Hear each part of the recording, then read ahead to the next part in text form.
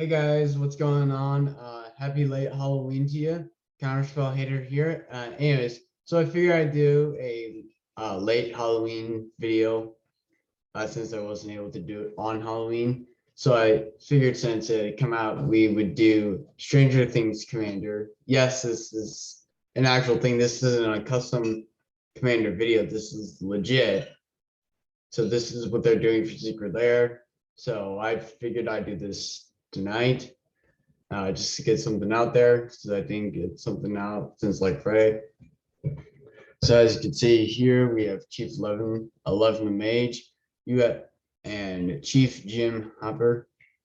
So what are they? They are humans from the TV series Stranger Things. So this deck is red, white, black, and blue.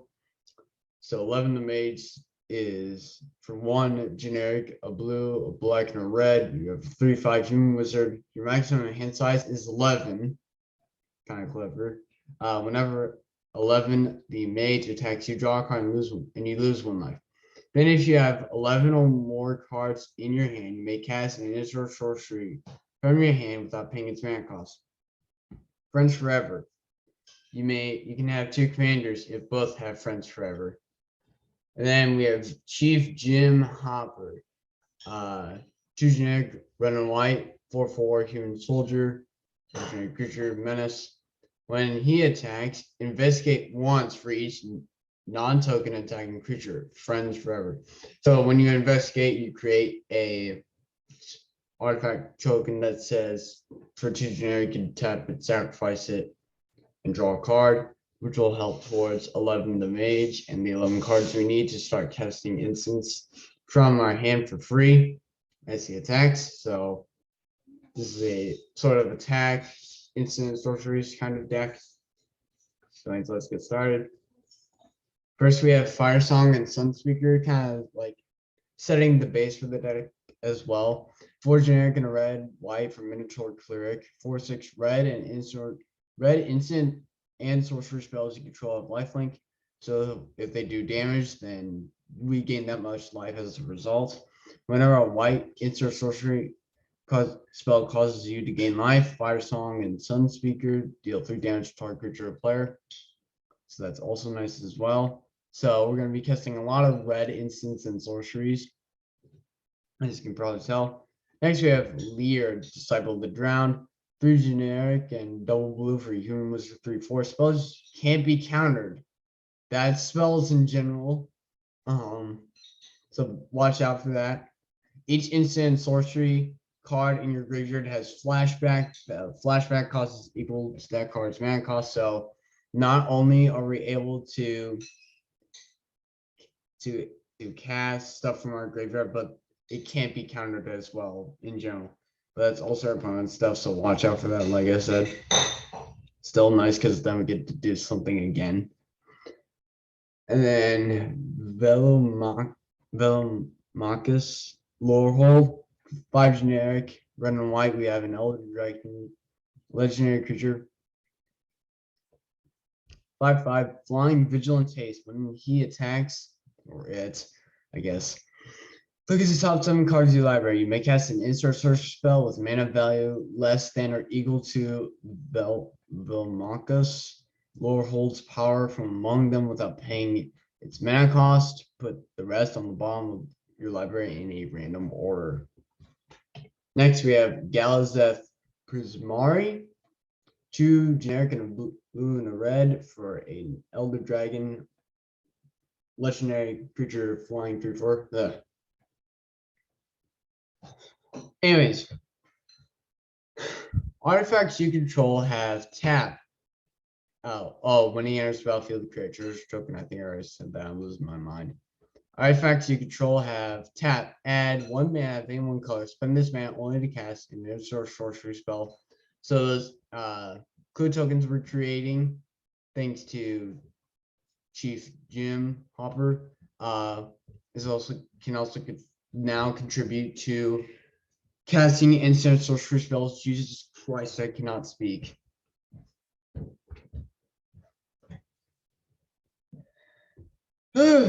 Okay, Morocc, Fury of Arkham. Well, 4 generic and double red, legendary creature Minotaur Warrior, 6/6. Each creature you control gets +1, +0 for each time it has attacked this turn. Landfall, whenever land enters the battlefield under your control, if it's your main phase, there's an additional combat phase after this phase. At the beginning of that combat, untap all creatures you control. So this is going to help with 11 and his attack triggers, and also Chief Jim Hopper. So we're going to be getting more clues, and therefore more card draw, and being able to cast more instants for free, which will be nice. Next, in kind of combination with 11 the Mage, where it says when he attacks, you draw a card and you lose 1 life. We have Billis, Broker of Blood, 5 generic and triple black for legendary creature demon, 8/8 flying. For a singular black, we can pay 2 life and target creature gets -1/-1 until a turn. But what really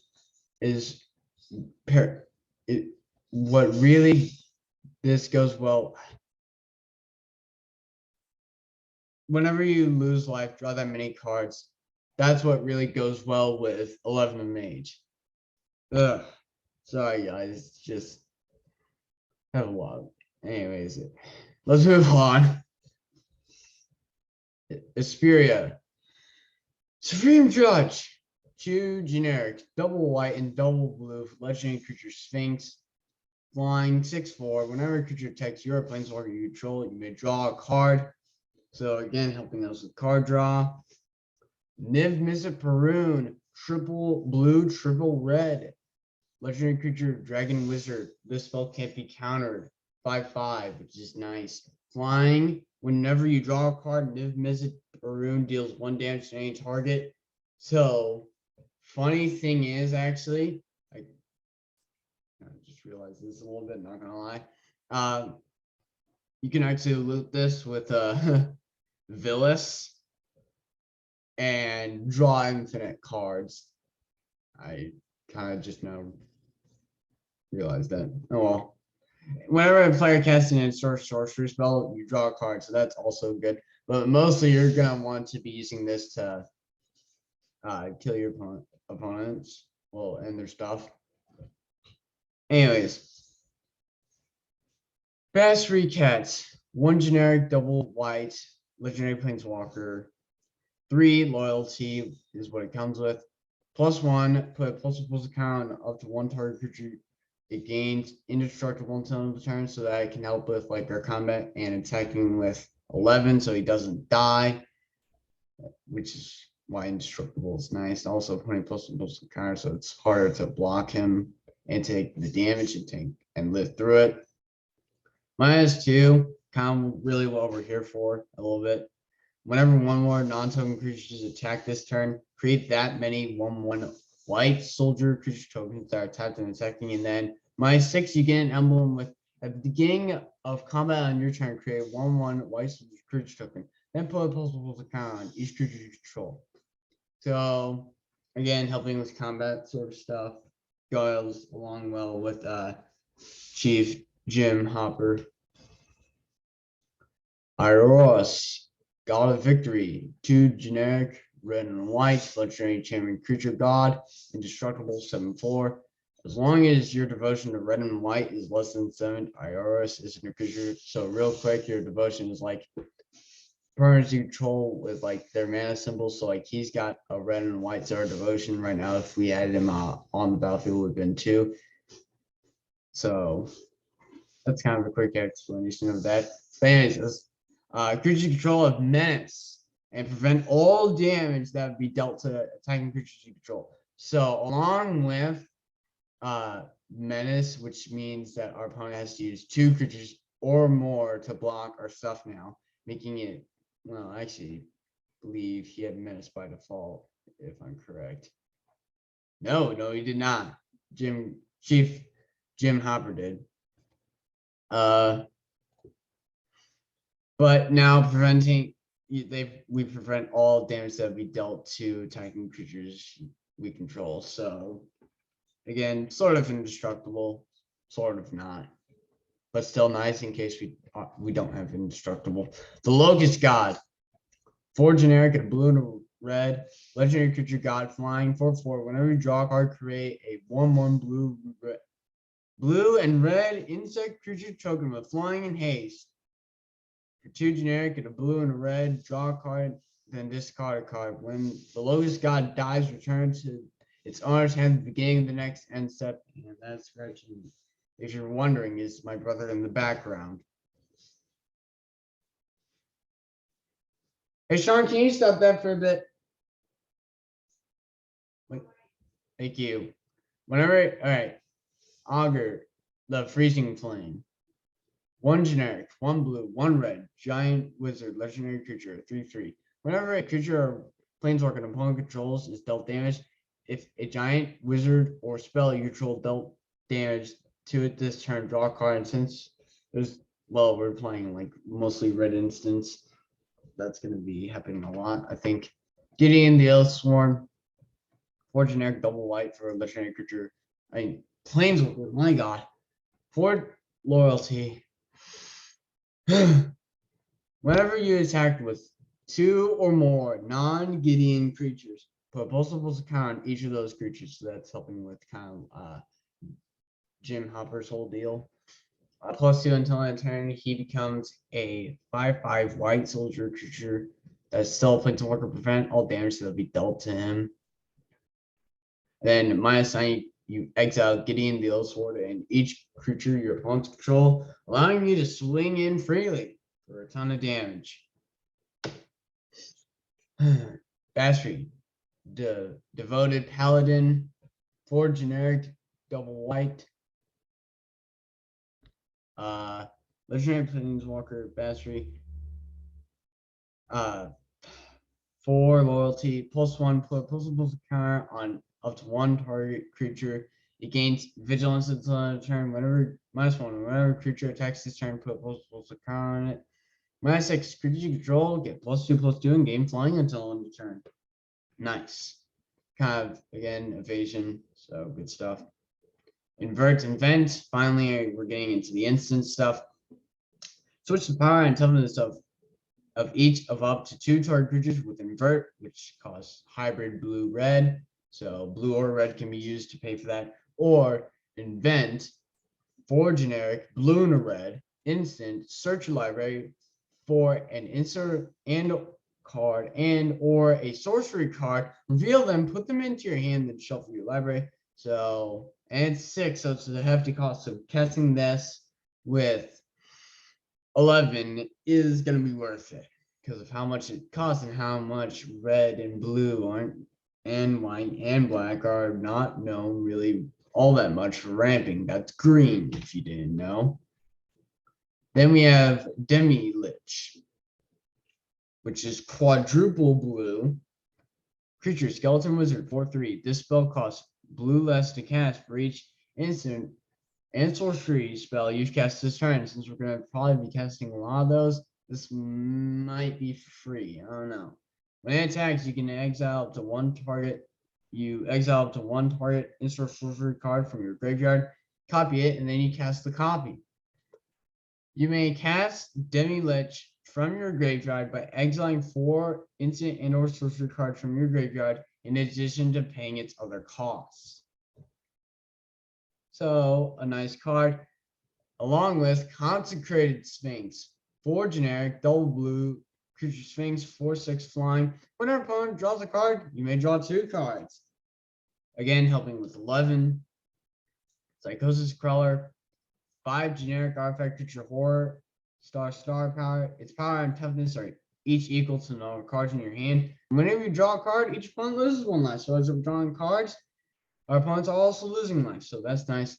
Fire Servant, 3 generic and double red for a creature elemental, 4/3. If a red instant or sorcery spell you control would deal damage, it deals double that damage instead. Fiery Emancipation, 3 generic, triple red, enchantment. If a source you control would deal damage to a permanent player, it deals triple that damage to that permanent player instead. So now if we have this set up, then our instances, our red instants and sorceries are doing 6 times the amount of damage it normally would be. Plus Fire Song and Sun Speaker are then giving us that much life. So now we get into the whole damage stuff finally. What mono red shines in. 5 generic and double red. Here we have Volcanic Vision, Sorcery. Return target insert sorcery card from your graveyard to your hand. Volcanic Vision then deals damage equal to that card's converted mana cost to each creature your opponents control. Then you have to exile Volcanic Vision, unfortunately. So it's kind of a one-time thing. Shame it can't go to the graveyard for flashback. But can be a nice board wipe. Not bad. Fateful Showdown, a great card in this deck. 2 generic and double red for instant. It deals damage to target creature player equal to the number of cards in your hand. Then you discard all cards in your hand and then draw that many cards. So if we have a lot of cards in our hand, which we want to have a lot, then this could possibly one-shot our opponent. Who knows? Fist of Flame. 1 generic, 1 red for an instant. Draw a card until end of turn. Target creature gains trample and gets +1/+0 for each card you've drawn this turn. So on top of drawing all those cards, Fist of Flame rewards us by pumping up our creature for drawing so many cards. Next, we have Soulfire Eruption, another good card to cast using 11's ability. 6 generic and triple red sorcery. Choose any number of target creatures, planeswalkers, and/or players. For each of them, exile the top card of your library. Then Soulfire Eruption deals damage equal to that card's converted mana cost to that permanent player. You may play the exiled cards until the end of your next turn. So this allows us to get a wide selection of cards while also dealing a good amount of damage, hopefully. That is, if they're not lands, mostly. Next, we have Explosive Revelation. 3 generic and double red and then for a sorcery that says choose target creature or player. Reveal cards from the top of your library until you reveal an online card. Explosive Revelation deals damage equal to that card's converted mana cost to that creature or player. Put the non-land card into your hand, the rest on the bottom of your library in any order. So a nice card for dealing possibly a lot of damage. Nice thing to cast with 11 blow. It's even better to cast with 11 is a Nexus of Fate for free. I mean, come on, guys. For 5 generic, double blue, instant, take an extra turn after this one. If Nexus of Fate would be put into a graveyard from anywhere, reveal Nexus of Fate and shuffle it into its owner's library instead. So that means if you discard it,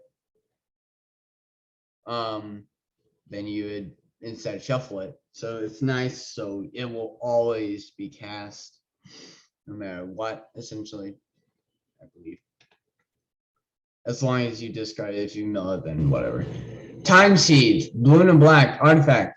Tap, sacrifice 5 artifacts, take an extra turn after this one. Okay, so this is nice because it goes with Chief Jim Hopper, and all of the clue artifacts that he's making. So it allows us to take extra turns, and as long as we're generating enough clue tokens, we can essentially have infinite turns. Chroma's Will, 3 generic and a white for an instant that says choose one to control a commander. As you cast this spell, you may choose both. Creatures you control gain flying, vigilance, and double strike until end turn. Or creatures you control gain lifelink, indestructible, and protection from all colors until end of turn. If we have our commander, we can choose both, which is nice. So, but normally you probably would be choosing the second option because protection from all colors means that Your creatures cannot be blocked at all, or enchanted by anything, or dealt damage, or destroyed by anything, or targeted by anything that has colors. So, but still nice. The first option is nice because it has evasion and vigilance, which allows you to have blockers. And then there's the little strike, which does double damage, obviously. Next is Sazat's Will. For 4 generic and a black. Instant, choose one. If you control a commander, or as you cast a spell, you may choose both. Each opponent sacrifices a creature they control with the greatest power, or exile all cards from all opponents' graveyards, then create X01 black draw creature tokens, where X is the greatest power among creature cards exiled this way. So another nice thing to cast with 11. Next we have Star of Extinction. For 7 total, or 5 generic and double red. Sorcery, destroy target land. Star of Extinction deals 20 damage to each creature and planeswalker. Little overkill, but that's actually very good because of one, Fire Song and Sunspeaker. Holy cow, that's going to give you a lot of life if you cast this thing. Like if there are 5 creatures on the battlefield in total and you cast this, then and you have 5, and one of them is Fire Song and Sunspeaker, and you control Fire Song and Sunspeaker, you're gonna gain like 100 life. So that'll be nice. And that also includes planeswalkers. So nice board wipe. Necromantic Selection, probably even better. 4 generic and triple black for sorcery. Destroy all creatures, then return a creature card put into a graveyard this way to the battlefield under your control. It's a black zombie in addition to its other colors and types. Exile Necromantic Selection. So another nice board wipe to cast with 11, along with In Garrick's Wake. 7 generic and double black. Destroy all creatures you don't control and all planeswalkers you don't control. So your board state is left untouched and you're just free to swing in. Next is Runaway Steamkin. Since we're casting all these red spells, we may as well have this guy. 1 generic and 1 red for creature elemental 1/1. Whenever you cast a red spell, if Runaway Steamkin has fewer than 3 ++ counters on it, put a ++ counter on Runaway Steamkin, and then you can remove 3 of those counters and add triple red. So again, helping us cast without 11's ability, because we only get 11's ability like once mostly. Next we have Dream Trawler. 2 generic, 2 double white, double blue, creature Sphinx, 3/5, flying lifelink. Whenever you draw a card, Dream Trawler gets +1/+1 until end of turn. Whenever Dream Trawler attacks, draw a card, discard a card, it gains hexproof until end of turn, and then you have to tap it. Still great because it's getting buffed up and it's flying and lifelink, so nice evasion. And when it attacks, you draw a card. All in all, good. Mana Geyser, 3 generic and double red for sorcery. Add red mana for each tap land your opponent's control. Nice. This has been mostly a red stable in EDH for like ramp. Immolating Gyre, a new card from somewhat new card from Jumpstart. 4 generic and double red for sorcery. It deals X damage to each creature and planeswalker you don't control. Where X is the number of instant sorcery cards in your graveyard. So that's nice. Relentless Assault. Untap all creatures that attack this turn. After this main phase, there is an additional combat phase followed by an additional main phase. Okay. So this can help us get like more triggers, more opportunities for 11, and more damage in general. So that's nice. World at War, same thing essentially, but kind of better. 3 generic and double red for sorcery that says actually a lot better because of rebound.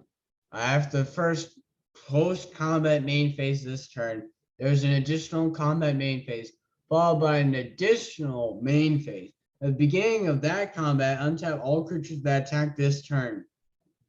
Rebound says, if you cast a spell from your hand, exile it as a resolve. At the beginning of your next upkeep, you may cast this card from exile without paying its mana cost, which is amazing because you don't have to pay for it, which means that's just basically more opportunities, like for free, to cast stuff with 11. Blade Historian, quadruple hybrid red-white. Human Cleric, attacking creatures you control have double strike, 2/3. Anyways, a Cronin Hope Light, red and white for human soldier 1/2. Whenever it attacks, it's +X/+O until end of turn, where X is the number of attacking creatures you control. So typing a lot. Archon of Coronation, I think. 4 generic and double white for a creature Archon. Flying. When Archon of Coronation enters the battlefield, you become the Monarch. As long as you're the Monarch, damage doesn't cause you to lose life. 5/5 flyer. Pretty nice. And the reason I chose this spell is because, again, helping us draw cards. So pretty nice. Next, we have Deploy to the Front. 5 generic and double white for sorcery that says put X 1/1 white soldier creature tokens onto the battlefield, where X is the number of creatures on the battlefield in general. This would have been different. It said where X is the number of creatures you control. Instead, it says on the battlefield. So if your opponent has like 100 on theirs, and then you have another opponent with like 50, and you have like none, then you're gonna get 150 1/1s, which that'd be kind of an extreme situation, but still, nice card to cast with 11 the Mage for free. Divine Visitation, 3 generic and double white enchantment. If one or more creature tokens will be created under your control, that many 4/4 white angel creature tokens with flying and vigilance are created instead. This is nice because this goes in pair with Chief Jim Hopper. Although we do lose the luxury of card draw and also like Galazeth Prismari's whole thing. It's like adding mana for instants and sorceries. But in trade, we get 4/4 vigilant flying angels that can help us, end the game in a pinch. And if he's destroyed, we get the luxury of card draw and Galazeth Prismari's whole thing back.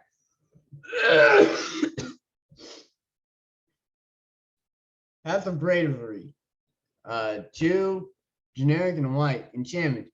As long as your life total is greater than or equal to your starting life total, creatures you control get +1/+1.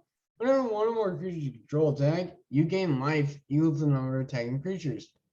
So again, nice attacking trigger. Invincible Hymn. 6 generic and double white. So 8 total. Sorcery. Count the number of cards in your library. Your life total becomes that number. Usually you start at 40, and since your deck has like 99 cards in it, because it's not including the commander essentially, you're gonna have a pretty high life total if you cast this and it's like pretty early in the game. Which, by the way, 11 the Mage is 4, and this is 8, so that's like half the price of this thing. So you're gonna have a pretty big life total in the early game, hopefully. If not, you have Beacon of Immortality to double your life. That's right, double target player's life total for 6, or 5 generic and the white to be specific. Instant, and then you shuffle it into its owner's library, which is even crazier. Just like Beacon of Unrest, which for 3 generic and double black, sorcery, put target artifact or creature card from a graveyard, I should add, or I should correct myself, I don't know, onto the battlefield under your control. Shuffle Beacon of Unrest into its owner's library. So it allows you to reanimate and use it infinite times, mostly with 11 because kids going back in your library, just like Beacon of Immortality. Rise of the Dark Realms, I kind of didn't know what to do here since it was getting late and like I was needing to record this episode. But still good nonetheless. With like all the board wipes we have, 7 generic and double black for sorcery. Put all creature cards from all graveyards on the battlefield under your control. So in case you need to reanimate, or if there's just a whole bunch of creature cards in like graveyards and all that. Because in today's times, we're probably mostly playing against mill reanimate. Because that stuff's so powered. Anyways, so you have that. Then there's Kryptgast. 3 generic and a black for it. For a spirit 2/2. Extort. Whenever you cast a spell, you may pay hybrid white-black. If you do, each opponent loses 1 life, you can gain that much life. So, as you're casting these spells with 11 for free, we'll be able to gain life and make our opponents suffer even more by having them lose more life. And whenever you tap a swamp, for mana, you add a black to your mana pool in addition to the mana the land produces. So this helps us kind of cast when we don't have like 11's ability. And then we have our 10 utility lands. Castle Lock Land to kind of go with Villas, Broker of Blood, because it is about first of all, there's battlefield tapped unless you control swamp, which is pretty nice. Because most of the time we're probably going to be controlling a swamp. Then you can tap it, add a black orb for 1 generic and double black. You can tap it, draw a card. Then you lose life equal to the number of cards in your hand. And if you have Villas out, you're going to draw even more cards, which would be nice. Rogue's Passage. Land, tap it, add colors, or for 4 generic, tap it, target creature can be blocked this turn. So helping with like evasion, making sure 11 gets through safely and doesn't get killed in case you can't give him an indestructible or anything. Myriad Landscape, printing quality and copy quality, kind of bad. Land, enters battlefield, tap, add 1 colors to your mana pool for 2 generic and tap it, sacrifice it, search your library for up to 2 basic land cards that share a land type, put them on the battlefield tab, and show your library. Next, you have Arch of Orosca. Ascend, if you control 10 or more permanents, you get the city's blessing for the rest of the game. Tap, add a color to your mana pool, or 5 generic and tap it, draw a card. Activate this ability only if you control the city's blessing. Kind of a nice way to draw cards if you need it. Isolated Watchtower, tap to add colorless or 2 generic, tap to describe 1. Then you may reveal the top card of your library if it's a basic land card. If a basic land card is revealed this way, put it onto battlefield tapped. Activate this ability only if an opponent controls at least 2 or more lands than you, which most likely they will, because these are colors not known for ramping really well when it comes to lands. But yeah, it's ways. Mystic Sanctuary. Land, island, tap, blue, obviously, because it's an island. There's battlefield, tapped unless we control 3 or more islands. And when it is untapped, you may put target insert sorcery card from your graveyard on top of your library. So you get to use another insert sorcery that is in your graveyard again by putting it on top if this thing comes in untapped, which is nice. Symbol of the False God, like I said, 9 colors that ramping, like land wise, but in different ways. So this is nice because it gets us, we can tap it for 2 colors. That is if we have 5 or more lands. Still, Flying Glacier Centers battlefield tapped for 1 generic, tap it, not sacrifice it. Search your library for a basic land card, put that card into the battlefield tap, then shuffle your library. Return it to its owner's hand at the beginning of the next cleanup step, or end step, it really means. Anyways. So nice way to ramp up, and you're always able to do it. Windbrisk Heights, hideaway land. When this land enters the battlefield, tapped. When it does, look at the top 4 cards of your library. Exile 1 face down, then put the rest on the bottom of your library. tap, add white to your mana pool, or white tap. You may play the exile card without paying its mana cost. If you attack with 3 or more creatures this turn, it should be easy. And finally, there's Vault of the Archangel.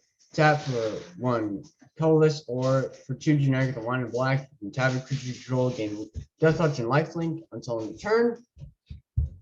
And then we have 10 basic swamps, plains, mountains, and islands. And anyways, that is it, guys. I hope you enjoyed this episode. Please subscribe for more. There, Secret Lair is still going on right now. Share this video with your friends and family. Hit the notification bell so you don't miss another one of these videos. Love you all who are supporting me. Please subscribe. Like I've already said, we're only at 7 subscribers. We're 3 away from 10, guys. We're that close. It's not much, but it's something.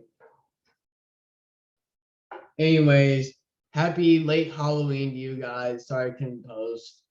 Love you all. Bye.